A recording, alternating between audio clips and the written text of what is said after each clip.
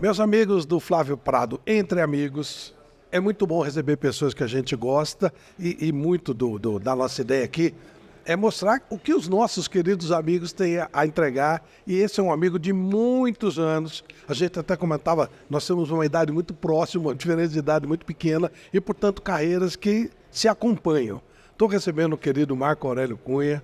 Marco Aurélio que eu conheço desde que ele começou e, consequentemente, ele me conhece desde que eu comecei. Doutor Marco Aurélio, obrigado pela sua presença aqui conosco. É uma honra recebê-lo. Obrigado, Flávio. A honra é minha, né, estar aqui com você. Nós temos uma longa história juntos, né? No seu começo, no meu começo. Comecei no São Paulo estagiário em 77, 78.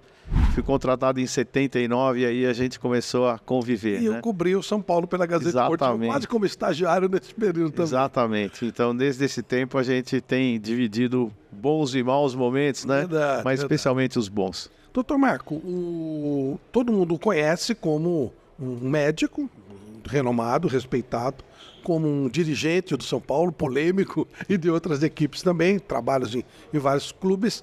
Mas aqui a ideia é contar o começo da história. Como é que isso tudo começou? Como é que era a sua infância? Enfim, por que você virou médico? Acho que são perguntas que vale a pena a gente começar. Olha, eu queria que aqui estivesse... Aliás, eu vou comer uma pizza com eles amanhã. Amigos meus do Dante Alighieri, né? São colegas que estudaram comigo no ginásio e até, enfim, depois o resto da vida juntos. E naquela época, eu estava no ginásio do Dante Alighieri, eu falava assim, eu vou ser médico. E vou ser médico do São Paulo. Porque eu era muito torcedor de São Paulo, assim, né? Meu pai foi um grande São Paulino, me levava aos jogos, e o João Cunha, saudoso. Então ele me fez São Paulino, a família era toda São Paulina, tinha só um tio e um primo santistas, o resto todos eram São Paulinos. Só um adendo. Em compensação, um dos seus tios foi um dos maiores dirigentes da história de São Paulo.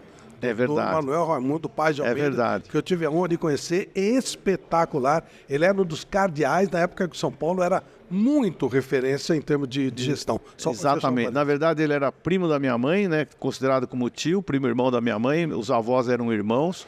E ele também me fez muito São Paulino pela aquilo que eu percebia nele, a segurança, a austeridade. Ele era muito austero, muito sério, né? Até não era fácil a gente conversar. Depois ele, claro, foi fazendo. Tem uma foto com ele, Flávio, na Avenida Ipiranga, na sede administrativa do São Paulo, ao lado de um troféu, daqueles troféus enormes lá de bronze, que se fazia nos anos 50 e tal. E eu tenho essa foto com ele, é uma foto belíssima que eu guardo com uma dedicatória que ele me fez. Então, essa foi a origem, né? Meu pai, Manuel Raimundo, meus tios, Arnaldo Amador, todos são paulinos. E aí eu comecei no futebol, né? Jogava futebol, jogava bem até lá no colégio, a gente tinha os times de futebol. E esses 4 cavaleiros, dos quais eu sou um, que comem pizza, era um time que perdemos um falecido, 2 falecidos, mas era um time que a gente jogava sempre, né? Então a gente se reúne uma vez por mês e vai comer uma pizza e falar do tempo antigo. Então ali começou, né? O amor pelo clube, a convivência um pouco mais próxima do que as outras pessoas. Depois meu avô, que era tio do Manuel, ele ficou doente, veio um enfermeiro cuidar do meu avô naquela época, fazia injeções, aquela coisa bem antiga. E depois, por gratidão, meu avô falou para o Manuel, vê se você coloca ele no São Paulo. Ele virou o massagista da equipe principal de São Paulo, Oswaldo Sarti. E por incrível que pareça, fez uma belíssima carreira até. Ele me levava para assistir treino. E eu dormia na casa dele, na Lapa, para a gente ir depois ao treino e assistir. Eu me lembro uma vez que eu estava na beirada do campo assistindo, pequenininho, eu sempre fui pequeno, imagine, ainda naquela idade, né? Eu acho que eu devia estar no ginásio, não sei quantos anos eu tinha. Não era Morumbi. Já era Morumbi.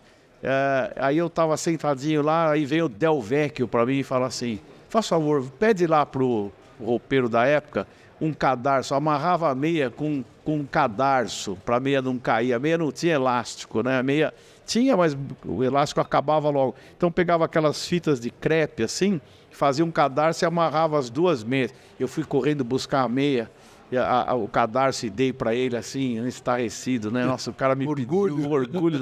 Levei, uma vez também me lembro do Jurandir me pagar um sorvete, né? Então essas memórias assim de infância que fazem a paixão pelo futebol. Então, sempre fui apaixonado pelo futebol. E aí vem as coincidências incríveis, né? Eu entrei na Faculdade de Medicina de Santo Amaro, a Unisa, hoje Unisa, na época a Faculdade de Medicina de Santo Amaro. E no primeiro ano, quem era o meu professor? José Douglas da Lora, né? Que era diretor de futebol profissional à época, ficou 6 anos diretor do Dr. Henri, e depois ele se tornou diretor ele foi vice-presidente do Galvão, e depois se tornou presidente do São Paulo. E ele me ensinou o dia a dia do São Paulo, olha, do futebol, né? Se comporte assim, não fale isso, não pode dizer isso, não pode perguntar se jogou bem, jogou mal. Você fica ali só fazendo aquilo que você sabe fazer. Então ele me preparou de uma maneira muito adequada para o ambiente. É como televisão. Por que a maioria das pessoas que trabalham em televisão são pais, filhos de atores? Porque eles vivem o ambiente e são treinados para aquele ambiente. Não há o deslumbramento, né? Você é treinado para o antideslumbramento.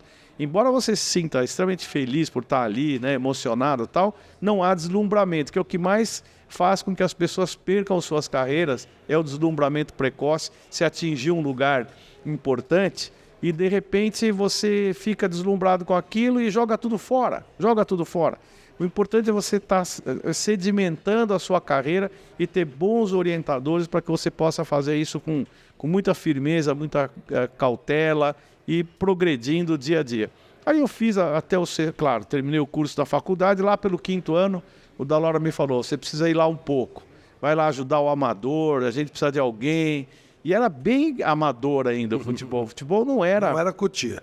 Não, era lá a escadinha que subia ali no portão 4, não sei se você lembra, tem uma escadinha em espiral e ali ficava a Escolinha Vicente Ítalo Feola.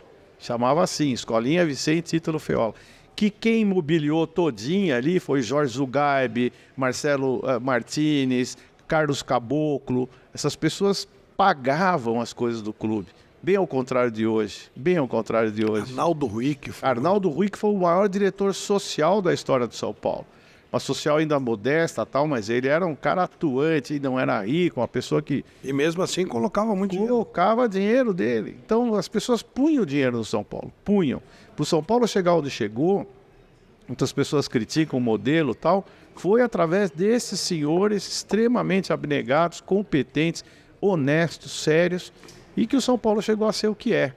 E aí, quando foi em 78, né, eu já estava lá, 77, eu fiz parte lá daquele Campeonato Brasileiro, me lembro até hoje, 5 de março de 78, avançou o ano, né? Eu estava lá esperando o time chegar lá de Belo Horizonte, né? Então, tem até a faixa que o Jorge Zugaib me deu de presente, a faixa de campeão brasileiro de 77. E aí, em 79, eu me formei e saiu um médico lá do departamento amador, foi trabalhar com o Minelli na Arábia. Até convidaram o Dr. Zé Carlos Ritz para ir, né? O Minelli convidou, mas ele tinha as filhas pequenas, não é o meu momento de sair agora e tal. E aí foi o médico que trabalhava no departamento de base. Agora eu vou falar da LuxColor, sinônimo de inovação em tintas. Investir pesadamente em pesquisa no desenvolvimento de novos produtos, gerar ideias, criar soluções para um consumidor moderno. Essa é a essência da LuxColor. A LuxColor está sempre renovando, evoluindo, e você pode conferir tudo no www.luxcolor.com.br. LuxColor, a tinta que eu uso, a tinta que eu indico, a tinta da pintura inteligente. E teve mais uma coincidência. Quando eu estava no 6º ano, aqui perto, no Hospital Municipal Vergueiro, fazia o internato lá, quem era um dos responsáveis pela ortopedia do Hospital Municipal? José Carlos Ritz Azevedo. Então parece que tudo casou para que eu chegasse no São Paulo. O Zé Carlos aí me pediu para ajudá-lo também lá no profissional. Porque era assim, eu lembro até hoje o Minelli escrevendo, o Medina escrevendo a lousa, o trabalho da semana. Mas era assim, individual, coletivo, individual, coletiva, teste não sei do que. Não passava disso, né? E era meio período, às vezes 2 períodos, uma vez outra 2 períodos. E eu ficava lá olhando aquilo, né? Emocionado de estar ali. E essas pessoas que está dizendo eram pessoas visionárias. Elas estavam falando de alguma coisa que para a época era muito avançada. Exatamente. O Medina, um professor de todos nós, né? O Minelli, tinha né? o Pedro Biagin, o Minelli, né? Era gente de peso ali trabalhando, né? Eu me lembro de jogar bola. Olha isso. Terminava o treino. Aí os jogadores iam tomar banho e tal, aquela coisa toda. Aí a gente fazia um joguinho atrás do gol. Você sabe como é o Morumbi, tinha lá um espaço de grama. Era o Medina, o Pedro Biagin, eu e o Minelli, 2 contra 2. Você imagina, pra mim, aquilo, aos 20, sei lá, 23, 24 anos de idade, jogando bola com aqueles caras, né? Então, foi um momento, assim, de êxtase pra mim, de prazer de poder estar ali, depois de cumprir a faculdade de medicina. Aí eu fiz medicina do esporte, fiz clínica e fui fazer ortopedia depois. Aí tem uma história que é trágica e incrível. O RIT me chamou e falou, se você não fizer ortopedia, não vai adiantar nada da sua carreira. Você tem que fazer ortopedia. Medicina do esporte é pouco, você precisa ter mais conteúdo, sua parte clínica é muito boa, mas você precisa ter mais conhecimento na área típica dos traumas e tal e tal. Falei, poxa vida, agora que eu tô aqui e tal, ele quer que eu faça isso, eu tinha que sair. Aí eu obedeci, falei, tá bom, vou fazer. Aí, poxa, depois de 3, 4 anos de formado, voltar a estaca zero. Aí fui pro Hospital Matarazzo, fiz prova lá, consegui ser aprovado, um monte de gente, fiquei em 3º lugar, entrei na residência. Aí eu tinha que sair do São Paulo. Aí eu fui falar com o meu outro grande amigo, que eu devo um caminhão de coisas, falecido há pouquíssimo tempo, Francisco Caiubi Vidigal, que era um dos proprietários da Marítima Seguros, hoje já não existe mais. E ele falou assim, não, você não vai sair. Eu vou dar um jeito aqui, você vai vir aqui aos jogos fins de semana e você vai ficar com seu vínculo empregatício. Só arranje alguém para ficar no seu lugar o dia a dia e você passa aqui de noite. Foi a maior colaboração que ele poderia ter me dado, né? Não me tirar do São Paulo. Você vai ser preparado para o São Paulo, então eu não posso tirar você. Aí teve outra coisa incrível, que eu fui lá com o chefe da ortopedia à época, o Dr. Edgar Fiore, uma figura incrível também, um homem de uma visão de chefia como poucos. Ele era São Paulino. Aí na entrevista, já para aprovar, né, já tinha ido bem na prova, ele falou assim para mim, você não pode ter nenhum vínculo, a residência é exclusiva, aquela coisa, já dando uma porrada de cara, né? Falei, olha, doutor Fiore, tem uma questão aqui que eu queria confessar. Eu tô no São Paulo, assim. Contei a história toda para ele. E queria que o senhor pode fazer por isso. Ele falou assim, não pode. Mas vou fazer uma coisa. Se atrapalhar você aqui, eu te mando embora. E aí foi o sim mais legal que eu escutei à época. Pô, eu vibrei. Aí coloquei um colega no lugar, que era o Dr. Eduardo Gomes, que infelizmente faleceu agora há pouco tempo, que foi meu grande companheiro naquele começo do São Paulo, do profissional. E teve uma outra história. Assim que eu terminei a residência, em 84, o Dr. Ritz tem aquele problema de um tumor cerebral. Parecia que ele estava fazendo tudo para que eu me preparasse. Isso me emociona porque eu herdei o São Paulo, eu não merecia o São Paulo, eu só herdei o São Paulo dele. Mas eu procurei herdar e merecer depois.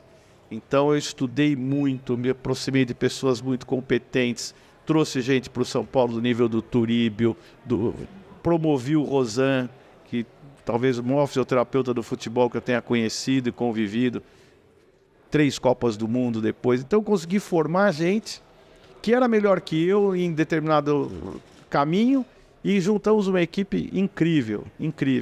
E aí o Ritz faleceu um ano depois. Rápido, né? Sabe que para esses tumores até que ele era tão forte que ele resistiu. Foi 1 ano de sofrimento. E eu me lembro de visitá-lo aqui na aclimação e tudo que eu fazia eu ia lá contar para ele. Olha, eu fiz isso, o que você acha? Eu já tinha tomado a decisão, que era premente. Eu falava, não, você fez certo, mas pode fazer isso, pode fazer aquilo. Até o dia que ele falou para mim, você tem que ficar lá no meu lugar. E aí ele faleceu em março, acho que foi num dia... Ele teve a doença 4 de março de 84, faleceu em 85, se eu não estou errado. Acho que foi isso.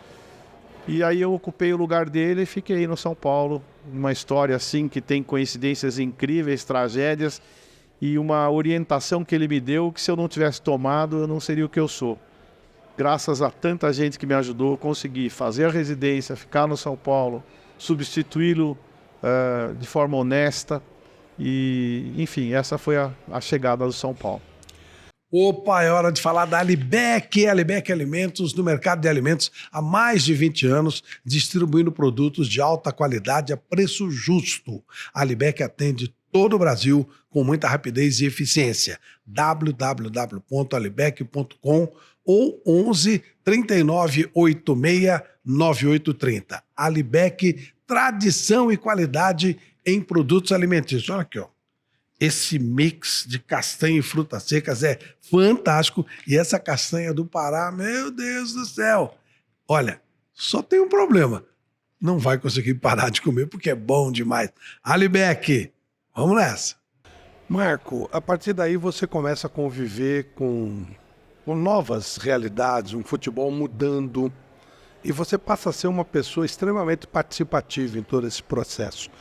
Como é que foi essa mudança daquele futebol com aqueles homens avançados, mas que, quando muito, conseguia colocar alguma coisa lá na lousa e tal, para a chegada, eu não diria nem de uma tecnologia de ponta, mas o São Paulo avançando e trazendo algo de novo que você citou aí. Como é que foi esse processo? Como é que funcionava o São Paulo a ponto de... Eu lembro que tinha uma verba, que o Dr. Turibio falava, que tinha uma verba anual para o São Paulo comprar coisas novas. Exato. Como é que funcionava isso? Pô, a primeira coisa foi assim, eu tinha um pouco de choque de realidade, de ver a gente saindo da faculdade, saindo da formação, saindo da residência, com ideias muito novas e avançadas, né? Como é que põe isso em prática? Para um lugar que era ainda extremamente conservador. Eu até hoje eu me sinto conservador para essas mudanças de agora, né? Mas era necessário. Eu me lembro que uma vez o Rit falou para mim assim, olha, eu não quero preparador físico aqui. Não quero. Ele não se mete no meu trabalho, eu não me meto no dele. O dia que o jogador estiver bom, eu ponho no campo e ele vai lá treinar fisicamente. Eu não quero que ninguém venha aqui ver o que eu estou fazendo, né? Ou questionando o que eu estou fazendo. Falar, pô, isso está errado. Pensava comigo, né? Se não houver diálogo entre as partes, que tinha aquele feudo, né? A universidade era meio feudal, ainda é até hoje, né? O titular da cadeira, a equipe de isso, a equipe de joelho, a equipe de tornozelo, enfim, não há uma interseção muito grande, certos poderes não se dividem. E eu achava, pô, isso não é legal. Podia conversar mais, podia trocar ideia, tal, né? E aí que eu falei sobre a fisiologia do exercício, que o Turibio havia sido meu professor, embora com idade próxima, ele era meu professor na Faculdade de Medicina, trazer a fisiologia para o São Paulo. Medina já tinha pensado nisso, quero fazer justiça. O Turibio já tinha feito alguma coisa com o Medina, aí o Medina foi embora. E eu falei, pô, nós temos que começar a treinar individualmente. Não é possível que vamos lá, o Marião, lembra do Marião, zagueiro central? Vamos lá, o Fabão, se fosse hoje, vamos atualizar isso, né? O Arboleda, se fosse hoje, treinar a mesma coisa que treina o Lucas. Não é possível que o Lucas tenha que fazer o mesmo trabalho físico do Arboleda, né? Então a gente tentava trazer a individualização dos treinamentos e fazer avaliações. Isso extrapolava um pouquinho o que o médico fazia até então, né? Muito. Porque o médico, ele era um socorrista, ele era um sujeito que recolhia feridos e devolvia curados. Mas ele não trabalhava na individualização, vamos lá, na capacidade física do jogador, quanto deve, quanto não deve. Vamos mensurar cada um, vamos proteger o jogador. Não havia isso, era assim, bateu, levou, tratei, entreguei, entendeu? Era mais ou menos isso, né? Era uma coisa muito objetiva. Não se discutia o trabalho que estava sendo feito, não se discutia prevenção, não se discutia isso. E aí eu fiz essa proposta e criamos o Departamento Médico Fisioterápico, aplicado à fisiologia do esforço. Um nome grandão, tal, inauguramos isso, foi muito legal. Eu lembro o René Simões, à época, era treinador da Portuguesa, ficou encantado, um cara visionário também, ficou encantado com aquilo, foi na inauguração. Jogadores da Portuguesa, como Cláudio Adão, Eduardo, acho que o Toninho, não sei se o Toninho estava no Palmeiras, alguns passavam por lá para dar uma opinião, para a gente ajudar. A gente não se incomodava em ajudar jogadores de outros clubes, né? E foi muito interessante porque pegou a ideia, ela foi traduzida em realidade. São Paulo, aí teve uma grande participação do professor Bebeto de Oliveira. Bebeto de Oliveira veio com o Cilim, e aí era realmente ultrapassar muitos limites. São Paulo, clube austero, com um treinador negro e um preparador físico negro, né? O Cilim era aqueles... mais ou menos, né? Mas era um morenão forte, né? E claro que de características negras, de olho verde. E o Bebeto, o preto raiz mesmo, né? Que era uma figura também fantástica, faleceu também, a gente perdeu muita gente dessa época. E ele, assim, com uma curiosidade, uma vontade de fazer o melhor por cada jogador, ele pegava o jogador, ele punha a mão no jogador, ele pegava na musculatura, ele olhava, ele ouvia, ele sentia. E os jogadores eram apaixonados pelo Bebeto. E ele criava também, Siriano era muito duro, né? Um cara assim que não tinha meia conversa, era direto. Os que ele gostava, ele gostava. Os que ele não gostava muito, ele tratava daquele jeito. E o Bebeto era aquele algodão entre os cristais, que tentava ajustar tudo, né? E ouvia o departamento médico. Ele se inseriu no departamento médico. Eu o recebi de braços abertos. Tanto que foi um dos meus maiores amigos no futebol, e o filho dele deu o nome de João Paulo por conta do meu filho chamar João Paulo. Então você imagina a nossa amizade, lealdade e tal. E isso trouxe muita proximidade para o trabalho. Nós nos amávamos, essa é a palavra. Então a gente conseguia trabalhar junto um pelo outro, mas de forma absolutamente afetiva, né, para o resultado do clube. Isso traduziu em resultados, os jogadores perceberam. Todos os jogadores sabiam da nossa dedicação, nos ajudavam, né? Capitaneados pelo Oscar Bernardi, nosso grande capitão.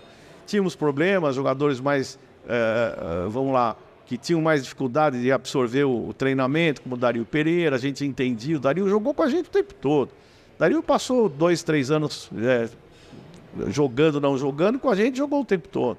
Então a gente conseguiu mudar muito a ideia do treinamento fatigante, subir arquibancada, correr no bosque. A gente mudou muita coisa disso para trabalhar especificamente. E aí, até outro dia eu tive num podcast com o Joaquim Grava, né? E a gente, podcast não, foi na ESPN. A gente fez uma entrevista juntos ali, estava o Lugano, foi muito legal com o Plihal. E nós contamos essas histórias, e ele dizendo, foi o São Paulo que avançou, né? Sem dúvida. Reconheceu isso de uma maneira muito, muito bonita. E ele fez agora também, de forma extraordinária, lá no Corinthians. Então a gente ajudou muito o futebol a sair daquele coletivo individual para um futebol maior, mais científico e mais bem elaborado. Que hoje está absolutamente científico e estatístico. Eu acho, não sei se é porque eu estou mais velho, que até em exagero, né? A gente, quando está mais velho, sempre começa a ver a novidade e fala, está exagerado, né? Não sei se eu estou certo, mas eu acho que sim. É hora de falar da nossa CrossFox Elétrica. A CrossFox Elétrica é referência no segmento de fios e cabos elétricos em todo o Brasil. A CrossFox é distribuidora oficial da Telefio, que possui uma estrutura fabril moderna e equipamentos altamente tecnológicos, possibilitando assim uma logística rápida e um atendimento personalizado aos seus clientes. Paulinho, lá na rua Mambaí, 270 na Vila Maria. Você pode também conhecer os produtos da CrossFox pelo www.crossfoxelétrica.com.br. 11 2902 1070, há mais de uma década entregando soluções. O nosso Paulo Henrique Durcio, Paulinho, ou o nosso Alisson Gris e todo o pessoal da querida CrossFox. Vamos nessa. Agora, Marco, como é que é o pulo seguinte? Você passa a ser, até pela apelação que você contou pra gente, já era uma ação além do médico, né? Isso. Era algo além. Como é que você vira um dirigente? Então, eu ultrapassei muitos limites como médico lá no São Paulo, a ponto de uma época lá, quase me mandaram embora, que eu tomei um partido lá de uma situação que não estava correta. Eu falei, vocês estão errados, não é assim e tal. Não sei o que, tá se metendo, aí entrou, tá se metendo. Enquanto eu me meti para o bem, estava certo. Quando eu me meti, teoricamente, para o mal da instituição, porque era contra alguma coisa que o poder queria, eu não servia, né? Mas, graças a Deus, aquilo foi acomodado e teve muita gente que me ajudou. Até o Maurício Schwartzman, que perdemos há pouco tempo, conselheiro de São Paulo, foi um dos que me ajudou, que ele era amigo do Cilinho e tal. E aí contornamos os problemas, né? Não é à toa que eu fui padrinho de casamento, acho que de uns 10 já, né, na conta de jogador de futebol. Daquela época de uns 5, né? Me lembro de ser do Ayrton, do Zé Sérgio, do Oscar, sei lá, um monte. Daquele time de... Careca, provavelmente. O Careca já era casado quando ele foi para São Paulo. Ele casou com 18 anos de idade. Aliás, falei com ele ontem. Careca era um cara que tem um amor muito grande por você, né? E eu por ele, né? Agora ele operou de catarata, você imagina. A idade chega. Anos, 61, 2, sei lá. Então, estava se divertindo, que não acostumou muito com a lente ainda. Mas joga bola, faz tudo ainda até hoje, né? Então, naquele momento, é assim, o dirigente, ele só vê a instituição. Só vê a instituição. Ele é como o patrão que só vê o lucro. Ele só vê aquilo que ele tem que dar certo. Eu não tiro a razão de muitos empresários serem assim, mas se ele não olhar o chão de fábrica, ele não conversar, ele não perceber, passa batido em muita coisa, especialmente em futebol. Outro dia eu ouvi uma frase do Joel Malucelli, e daqui a pouco eu falo dele. Ele disse assim, 2 anos de erros numa gestão consomem 10 do clube. Eu acho que é perfeito isso. 2 anos de erro financeiro, administrativo, demora 10 para consertar, né? Então, eu vendo todas essas coisas, com as dificuldades, eu fui para o Bragantino. Depois que eu saí de São Paulo, porque eu casei com a filha do Juvenal, à época, né? Aí me mandaram embora. Tá bom, faz parte do jogo político, fiquei muito magoado e tal, mas entendi. Fui pro Bragantino. Cheguei no Bragantino... Você saiu do São Paulo porque você casou com a filha do Juvenal? Foi, aí teve a eleição, ele perdeu pro Galvão. Mas que coisa. Aí esse cara, não dá, sério, genro do nosso inimigo e tal, né? Tá bom. E até meus amigos hoje, muito amigos aí, o Dalora foi neutro, mas teve muita gente que hoje é muito próxima de mim que estava junto daquilo. Muita gente morreu também. Mas é assim, infelizmente é assim. Aí eu fui pro Bragantino, o Nabi me ligou, você precisa vir para cá, nós temos um caminho a fazer e tal, e a gente precisa de uma área médica melhor, e você fez isso no São Paulo. Eu olhei para mim mesmo e falei, eu vou lá, e fui super feliz lá. A gente foi campeão paulista, a gente foi vice-campeão brasileiro, perdemos pro São Paulo. Aquele time do Vanderlei Luxemburgo, você era... Eu era o médico. Eu era o médico. Só que aí entra a figura do médico, você chega num lugar que não tem nada. Nada. A área médica lá, tinha os médicos, bons médicos, meus colegas de Bragança que estavam lá, mas eles não tinham poder para exigir coisas. É aquela coisa, quem chega tem poder, quem está lá não tem poder. Então, é triste, mas é assim. Aí o Marquinhos Chedil, o Nabi, o Jesus, o que você precisa? Aquela história, chegando, né? Vamos fazer isso. Quero o Rosan. O Rosan saiu de São Paulo por minha causa e veio para o Bragantino. Aí o Vanderlei estava começando, já tinha um caminho bom, tinha gente boa lá, estava o Primo, acho que estava com ele também. E aí nós começamos, o departamento de São Paulo eram 2 macas do Bragantino, 2 macas vazadas ainda, aquelas de madeira corrida, né? E mais nada, e balde, e água quente, e, porra. Falei, ixi, o Vanderlei falou para mim assim, bom, você vai começar? Eu falei, tá bom, vou, mas aonde, né? Começar aonde? Como, né? Tinha um outro aparelho. Aí, não, você pode pedir o que você quiser, tal. Aí nós começamos a montar o departamento, ficou muito bom, ficou bem legal, os jogadores se sentiram muito acolhidos. Aliás, foram os jogadores que pediram para eu ir para o Bragantino. Tinha cuidado do Mauro Silva no São Paulo, acho que do Gil Baiano, quando ele estava no Guarani, eu cuidei no São Paulo. Muito jogador que ia lá no São Paulo, eu cuidava. E eles viraram, né, os meus defensores aí, sei lá. Aí arrumamos o Bragantino. E aí era muita área administrativa. Tem que comprar isso, tem que ver aquilo. Fazia, não, quebra essa parede, põe ali, isso tem que ser assim, tem que ter fluxo. Aí entra um pouco da experiência e das mudanças que não são do médico, são de alguém que faz um pouco de gestão. E aí você vai percebendo quanto falta de equilíbrio para os dirigentes. Como são são desequilibrados pensando só no resultado. Só resultado. Até hoje, não pense que é diferente. Hoje, o São Paulo, o Santos, que está nessa condição, é só resultado. E aí eu comecei a fazer essa coisa do Bragantino. Aí o Beto Zini me convida. Terminou o Bragantino, aquele ano mágico lá do vice-campeonato brasileiro. Acho que teve mais um campeonato que a gente foi bem com o Parreira. Foi com o Parreira. Vice-campeão brasileiro. Foram 2 brasileiros seguidos. Um era do fim do semestre, o outro começou no início do semestre.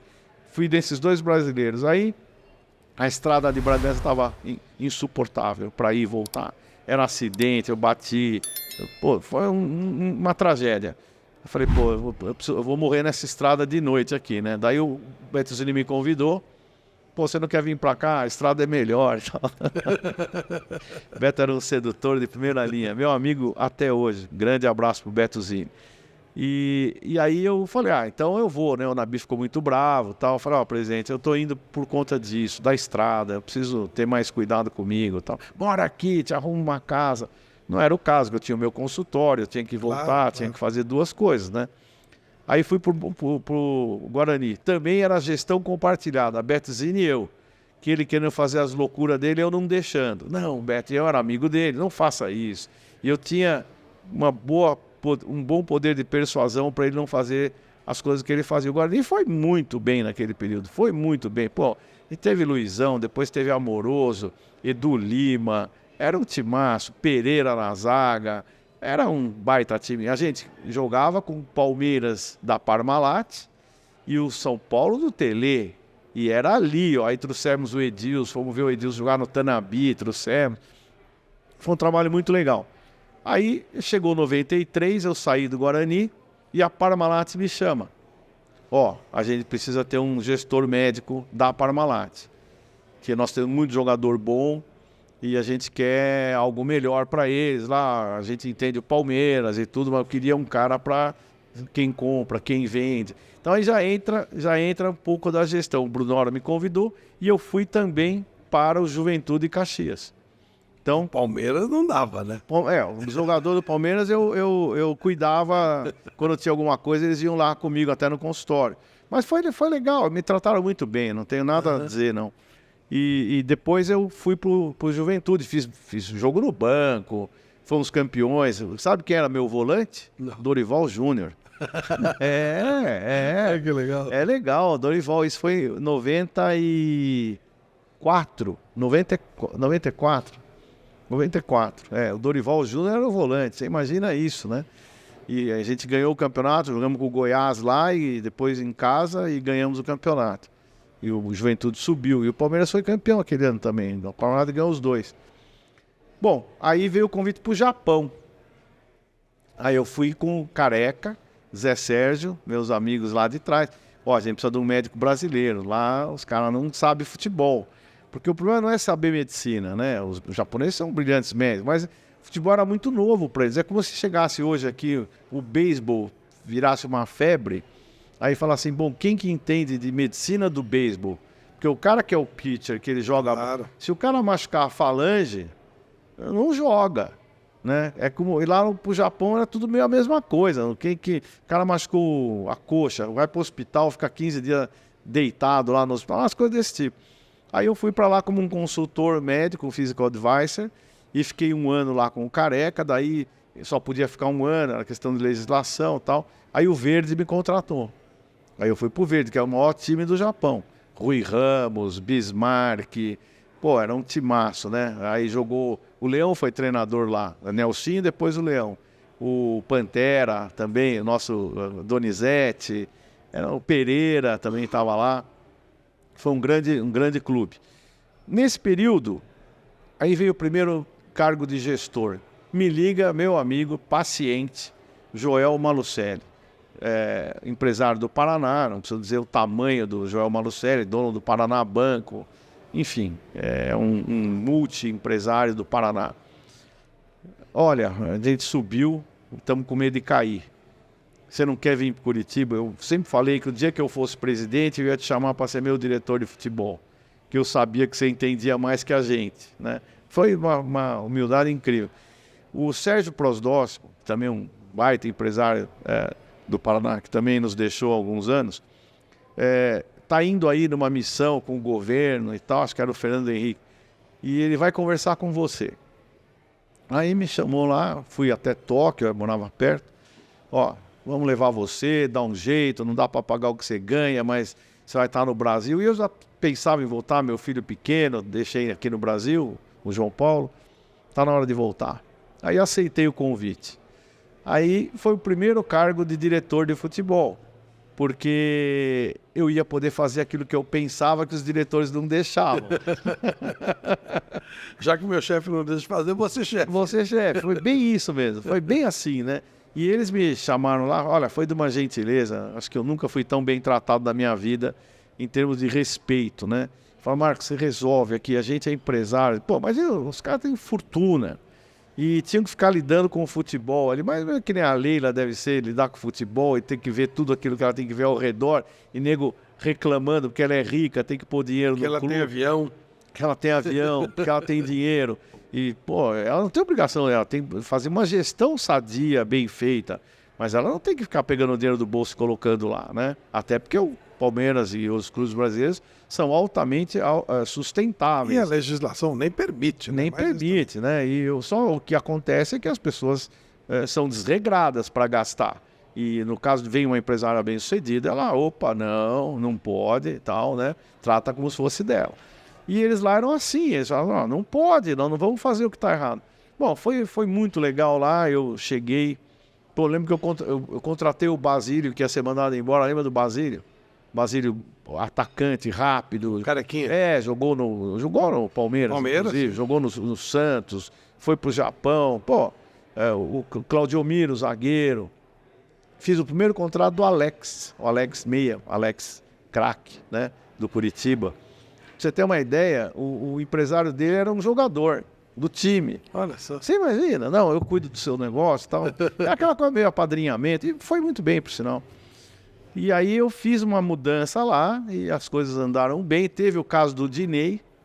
Primeira coisa que me aconteceu, você imagina. Chego lá, eles tinham contratado o Dinei. E na semana da estreia do Dinei entra a questão do doping. Ele foi flagrado com o doping. E aí, como é que conserta isso, né? Pô, foi um exercício de crise. Ele esteve aqui e falou muito bem de você. Ai, que bom. Eu tenho um amor por ele enorme. Ele deve muito, ele falou até da própria vida a você. Poxa, então eu mando um grande abraço para ele, dizer que eu quero muito e que fiz tudo de coração e de uma forma honesta. A gente se declarou culpado antes da contraprova. E nós vamos corrigir o rumo da história. Nós vamos fazer com que as coisas mudem. E vamos ser exemplo para as pessoas, para atletas e tal, que é possível ter essa mudança. E o Joel foi brilhante, porque ele tem 4 filhos homens já, acho que são 4 homens e 2 menores, já são grandes também hoje. Ele falou, eu tenho 4 filhos homens, eu não posso jogar esse cara na sarjeta. Não vou, porque a cidade é conservadora, né? Poxa, o cara, doping e tal. E manda embora. Não. Eu falei, Joel, e eu até não consigo entender essa legislação, que quando você pega essas drogas sociais, né, que embora sejam devastadoras, você tem que tratar o cara bem, porque se você tratar a pessoa mal, ela vai se matar na droga. Ela precisa de acompanhamento, ela precisa de solidariedade, precisa de alguém que a arranque do buraco, né? Se você pegar e jogar ela no buraco, ela nunca mais vai sair, né? Então ele continuou treinando lá com todo mundo, foi uma coisa linda, um exemplo que a gente deu à sociedade de que não é como afastar o cara, laborterapia, né, o trabalho, ele faz com preso, pô, né? É a melhor solução para alguém poder retomar uma vida normal. E para o atleta é tudo, porque ele é o corpo. Ele é o corpo. Se ele não trabalhar o corpo dele, está morto. Então, tudo que você não deve fazer é afastar um jogador do seu ambiente. Ele pode não jogar, pegar suspensão, tudo certo. Mas dá a ele a oportunidade de continuar treinando, trabalhando, sendo fiscalizado. Ao invés de fazer essas penas horrorosas, faz uma punição, obrigação, dele fazer um teste a cada 15 dias, né? Um teste a cada 15 dias. Se der positivo, bane, tudo bem, mas dá oportunidade para ele. Isso foi muito debatido na época, foi matéria de jornal nacional, enfim. E graças a Deus ele deu a volta por cima. Então, olha quanta coisa aconteceu naquele período. Aí eu fiquei lá até o fim do ano, foi excelente. Aí veio o Santos.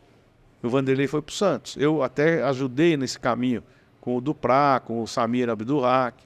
Também foi um grande presidente que eu tive, que já perdemos também. E aí eu fui para o Santos, fiquei 2 anos e pouco no Santos. O Santos foi super bem, mudamos muita coisa lá. toda a infraestrutura, sem treinamento, tudo de novo, tudo de novo. A gente só chama a gente quando está tudo ruim, né?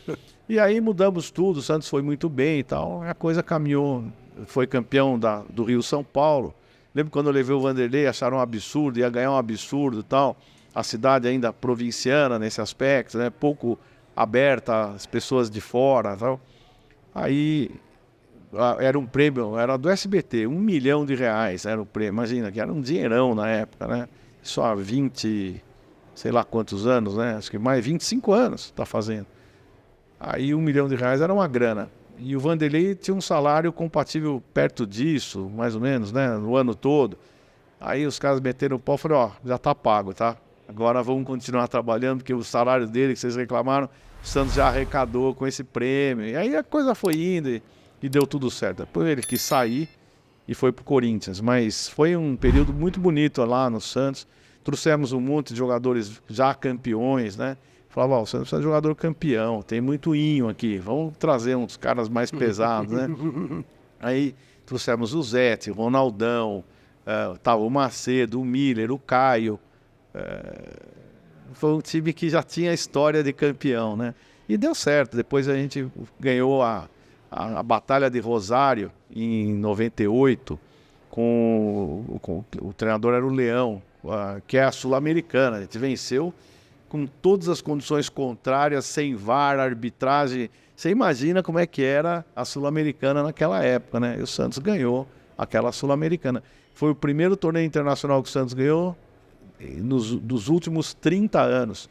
Acho que o último tinha sido o Mundial de Clubes, alguma coisa assim. Aí o Santos ganhou esse campeonato. E foi muito legal, até o dia que eu achei que já tinha que sair, porque estava tendo uns atritos com o Leão lá, que é meu grande amigo hoje, mas chega uma hora que melhor, o Samir não queria que eu saísse de jeito nenhum. Você fica aqui na minha sala, do meu lado. Não, tá. Deu o meu tempo aqui, deixa eu ir embora. Aí eu saí do Santos, aí o Figueirense me convidou para fazer tudo de novo, Série C. Pô, os caras, você tá louco, cara? Você vai sair do time com você para ir pro Figueirense. Vamos. Campeão estadual, conseguimos montar a equipe para subir para a Série B, subiu para a Série B. Depois teve 7 anos na A. Hoje está à beira da falência. Você vê como são as coisas, né? Então, futebol é difícil, cara. Não é fácil você fazer futebol, não. Aí voltei para São Paulo. Falar da Debrecht. Olha, são 4 unidades maravilhosas, hein? Na Rua Dom Pedro, 444, Dom Pedro II, 444 em Santo André. Na Rua Pedro Ivo 63, no Paraíso. Lá em Guarulhos, na Avenida Antônio de Souza, 186. E a nova unidade maravilhosa da Debrecht aqui na Faria Lima. www.debrechtchurrascaria.com.br. O melhor churrasco assado à moda gaúcha de São Paulo e do Brasil. Debrecht Churrascaria, gente, é demais. É muito bom para sua festa, por encontro com os amigos. Demais. Inesquecível.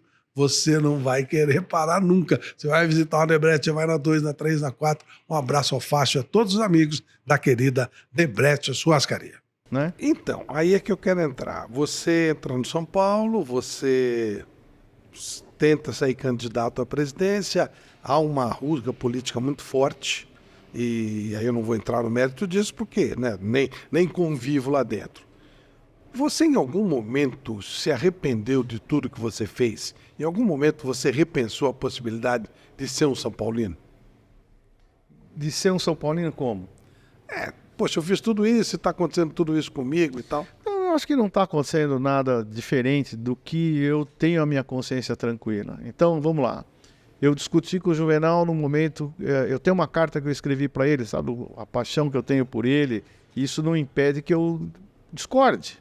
As pessoas são muito acomodadas a se estarem bem com a comunidade, mesmo que mal consigo mesma, né? Eu sempre preferi estar bem comigo mesmo do que com a comunidade, né? Com as pessoas.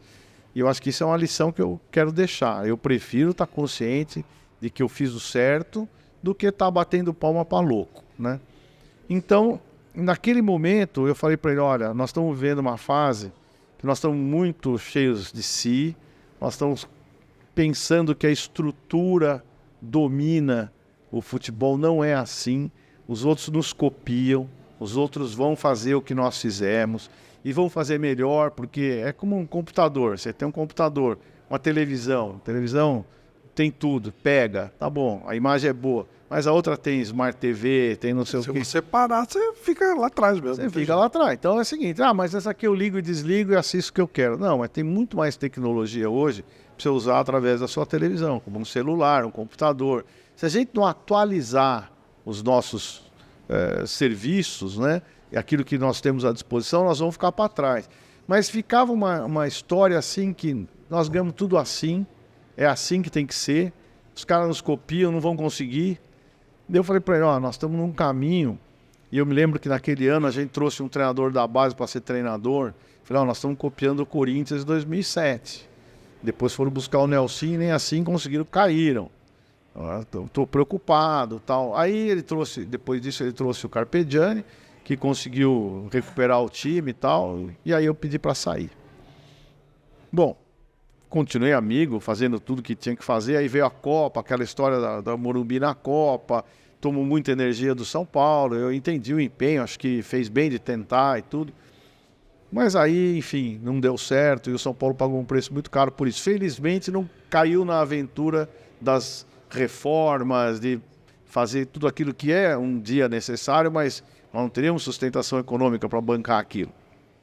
Fui contra. Me chamaram de que não queria o desenvolvimento do clube, que eu estava indo contra a modernização do clube. Eu falei, não, só estou indo a favor do bolso. Nós não temos como, nós vamos entregar isso para a construtora, nós temos uma história enorme. E aí fui acusado de fazer isso. Então sempre tive do lado mais difícil da história, e continuo do lado mais difícil da história, para proteger o que o São Paulo tem que ser protegido, as coisas, as nossas contas, os nossos valores. Hoje nós temos 700 milhões de dívidas. Graças a Deus, essa Copa do Brasil está caindo muito bem para nós. Eu estou torcendo fervorosamente para que a gente vença e ganhe esse campeonato. Politicamente fortalece. Fortalece, ótimo. Eu vou ajudar a fortalecer, não tem problema nenhum. Eu não sou contra o êxito. Eu só sou contra o risco exagerado da gente poder pegar um caminho que vá mal. Então, quando eu tentei sair candidato, eu perdi para o Roberto Natel, que é meu amigo, tem uma história, uma família. E eu entendi aquilo naturalmente. Eu não sou tão bem aceito assim no conselho porque eu tenho as ideias mais firmes. Porque eu não sou de fazer manobras, eu não me encaminho com o maior grupo para ter poder e ganhar ingresso para a final. Então isso dificulta a minha vida lá, dificulta mesmo. Mas eu prefiro assim, não me arrependo de nada, de nada. Se precisarem de mim, você não faz ideia quanta coisa eu ajudo sem ninguém saber. E fico feliz que seja assim, não preciso de holofotes, não preciso de sair na foto, eu só quero ajudar quem precisa. E eu ajudo quem precisa, e quem precisa lá no São Paulo sabe que eu ajudo. Isso para mim basta. Vamos falar do Grupo Guimarães Aranha, assessoria empresarial e contábil. Na Guimarães Aranha você tem apoio completo para otimizar os seus processos contábeis, fiscais e ainda departamento pessoal. No Brasil e com representação dos Estados Unidos. O Anderson não é fácil, não. Avenida Imperatriz Leopoldina, 190, Nova Petrópolis, em São Bernardo do Campo. 11-4942-5260. Ou acesse www.guimarãesaranha.com.br. É o melhor suporte para a sua gestão. Marco, a gente está encaminhando para o final da entrevista e eu sempre faço 3 questionamentos nesse final. O primeiro deles é o seguinte, nós falamos muito de avanço de tecnologia, você é um homem que gosta de avanço, talvez pela proximidade da data, né, que de nascimento, eu também gosto muito disso. E eu tenho muita dificuldade de responder a pergunta que eu vou te fazer, então vou fazer para você. Chegasse hoje aqui essa inteligência artificial, um computador, te fizesse uma proposta. Olha, você tem 70 anos, você vai viver mais 70 para ver a evolução, para ver o que vai acontecer. Só que você vai ter que apagar os 70 que você viveu. Você toparia? Jamais. Jamais? Jamais. Jamais. Primeiro porque os próximos 70 anos não serão meus.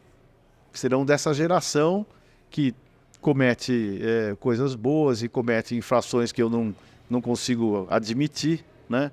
Essa liberdade excessiva no sentido de tanto faz, eu faço o que eu quero, sou dono do meu espaço.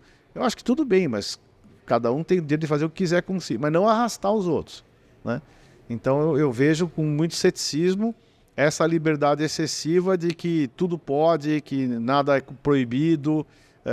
E eu não estaria feliz com os próximos 70 anos por ter muita distância dessa geração que hoje vem. Eu a respeito. Eu acho assim, daqui 10 anos, se Deus quiser, ainda vou estar vivo, daqui a 15 talvez não esteja mais, mas o mundo não é mais meu, o mundo é dessa turma que está chegando.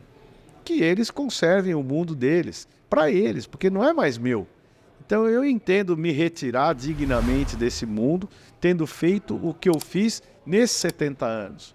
E certamente eu não farei nos próximos 70, porque eu não tenho mais o ambiente de possibilidades para fazer e a cabeça de entender o que esses caras entendem. Eu vejo música. Minha filha tem 21, quem é essa aí? Ah, é fulana, faz sucesso. Eu escuto a música e falo, não é possível. Não é possível. Então eu estou errado. Se a maioria... Porque na nossa época de 20 anos era mais ou menos o que os nossos pais falavam. Falavam. Apesar que não falavam tão mal, porque tinha Beatles, né? Tinha Rolling Stones, tinha gente que hoje... Eu quero ver quem desses caras vão durar 50 anos, como duram alguns desses grandes músicos, uma Elis Regina, né? Enfim, é difícil para a gente entender que isso é música, que isso é bom. Eu não discuto que... Eu não quero que não gostem. É problema deles. Eles que façam o que eles quiserem com a vida deles. Eles terão os seus 70 anos para fazer isso, como eu tive os meus. Então agora a decisão é deles. Eu prefiro guardar a memória do que eu vivi do que ter expectativa do que eu não vivi. Agora eu vou falar do Grupo Hall Center. O Grupo Hall Center trabalha com rolamentos e correias transportadoras, além de diversos produtos, há 19 anos. Está trabalhando com empenho, com dedicação e atende todo o setor industrial e entrega em todo o Brasil. É sensacional. Avenida Luca 468, na Chácara Mafalda, em São Paulo. Ligue, telefone WhatsApp para 11 2092 4002. www.hallcenter.com.br. Um abraço ao Wesley Boca e a todo o pessoal maravilhoso da nossa Hall Center. Se você encontrasse, como num quadro do Borges, num poema do Borges, numa crônica de Jorge Luiz Borges, ele está sentado numa praça, velhinho, cego, quase para morrer. Chega um moleque, uma criança, um moleque de uns 6, 7 anos, folgado pra caramba, e começa a contestá-lo, esculhambar com ele e tal, não sei o quê. E ele, irritado, ele diz, quem é você? Diz, eu sou você, quando eu tinha 7 anos. Como seria esse diálogo do Marco Aurélio de 7 anos com o Marco Aurélio de 70 anos? Olha, eu era provocador, eu sempre fui. Eu enchi o saco do meu avô, tenho até dó do que eu fazia com meu avô, entendeu? Provocava. A minha avó era extremamente afetuosa, né? Mas o avô, que era a autoridade, eu sempre fui contra essa autoridade, né? Então, eu sei exatamente o que é isso, né? Eu fiz muito isso, eu não aceitava determinadas posturas, né? Eu falo para minha mulher assim, né? Eu lembro que a casa da minha avó, meu avô queria dormir, a janela dele tinha um quintalzão naquele tempo, né? E aí ele saía lá brigando com a gente tava correndo lá, a gente pegava, fazia assim, que tava atirando nele, né? Assim, como brincando de mocinho, bandido. Então a gente sempre foi contestador. Mas aí é você com você, né? Sim. Se contestar, você vai contestar você mesmo. Sim, mas eu acho que eu me contestaria. Claro que eu me contestaria, claro. Porque a diferença é muito grande de idade, de propósito, de desafio. Hoje eu prefiro não brigar, entendeu? Assim, faz bem brigar por isso? Não, então não vou brigar. Faz bem você discutir por essa questão? Não, então não vou discutir. Nós estamos numa fase de final de carreira e de vida que cada dia vale muito. Eu tenho evitado ir em lugares que não vão me fazer nenhuma diferença. Eu vim aqui porque você me faz diferença, muita diferença. Obrigado, igualmente. Então, certamente eu viria sempre. Algum lugar outro, não vou. O que vai me acrescentar? Entendeu? Eu não vou ter um amigo, eu não tenho motivo para fazer isso. Então eu estou selecionando muito as pessoas que eu convivo. Agora, engraçado, essa história do jogo da final. Você não faz ideia o que me ligaram pedindo ingresso. Cara que não fala comigo há 5 anos. Oi sumido. Oi sumido. Eu falava, porra, né? Não é possível. Então, a vida é muito isso. É de oportunidade, oportunismo, de relações de absolutamente por interesse, né? Eu não estou decepcionado com nada, é um fato, é um fato. Então agora eu pego o celular assim, quem falou comigo nesses últimos tempos? Esse eu preservo. Quem não falou, deleto. E assim vai. Doutor Marco, eu vou fazer uma pausa para falar da Baltec.